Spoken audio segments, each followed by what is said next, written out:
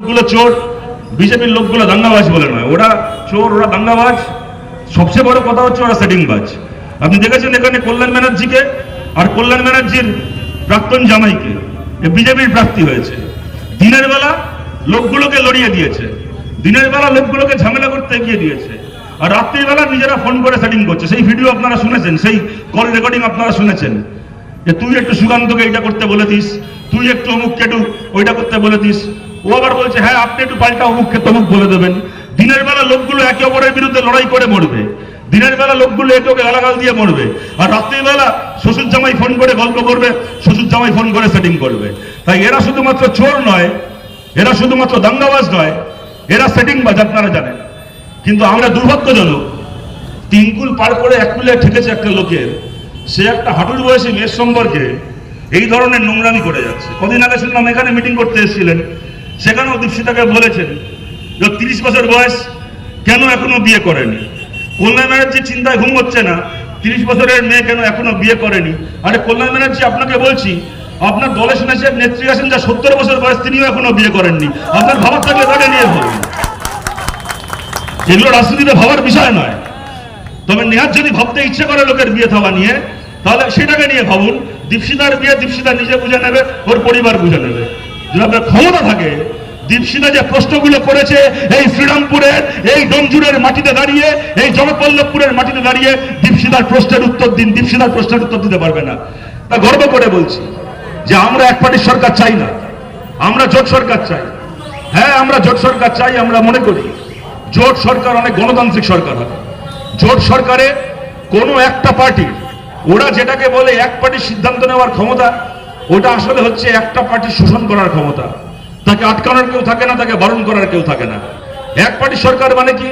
আজকে যদি এক পার্টির সরকার এসে সিদ্ধান্ত নেয় যে মনে করুন এই আমতা হাওড়া লাইনের ট্রেনগুলোকে বিক্রি করে দেবে, রেল বিক্রি হবে, রিলায়েন্স মেট্রো ট্রেন চালাবে, যে টিকিটের দাম আজকে 15 টাকা সেই টিকিটের দাম 150 টাকা হবে। এক পার্টির সরকার হলে আপনি চিৎকার করে মরে যাবেন, আমরা চিৎকার করে মরে যাব, ওখানে ধর্ণা দেব, অবরোধ করবো, সবকিছু করব, কিন্তু ট্রেন বিক্রি আটকাবে না, ট্রেন বেসরকারি হবে।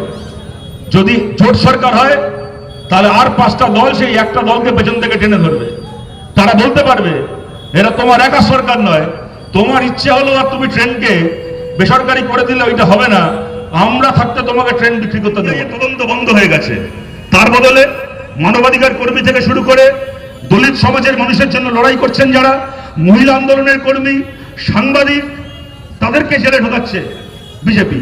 কয়েকজন সুপ্রিম কোর্ট থেকে জামিন পেয়েছেন, এখনো অনেকে জেলে বন্দী হয়ে আছেন, শুধুমাত্র তারা মানুষের হকের জন্য লড়াই করেছিল বলে।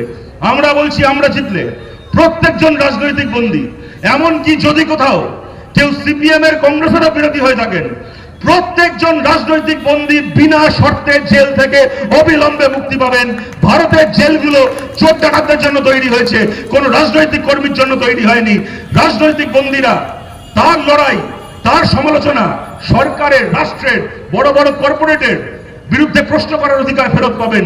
মাথা উঁচু করে তারা সমালোচনা করবেন। কারোর যদি মনে হয় সিপিএম এর সমালোচনা করবেন, তিনিও করতে পারেন, কাউকে তার জন্য জেলে যেতে হবে না।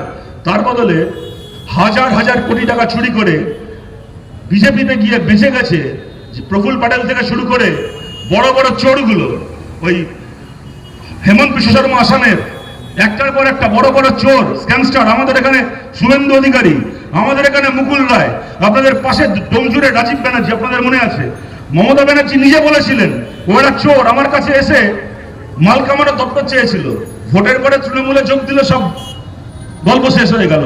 এরকম যতগুলো চোরের শাস্তি পাওয়ার কথা ছিল, খালি দল বদল করে বিজেপিতে আশ্রয় নিয়ে চুরির তদন্ত বন্ধ করেছে। আমরা জিতলে ইডি সিবিআই এর খাতায় এই প্রত্যেকটা চুরির ফাইল খোলা হবে। হাজার হাজার কোটি টাকার দেশের সম্পত্তি যারা চুরি করেছে প্রত্যেকের বিরুদ্ধে তদন্ত আগের মতো করে চালু হবে এবং প্রত্যেকের যা শাস্তি হওয়ার, যা বিচার হওয়ার হবে।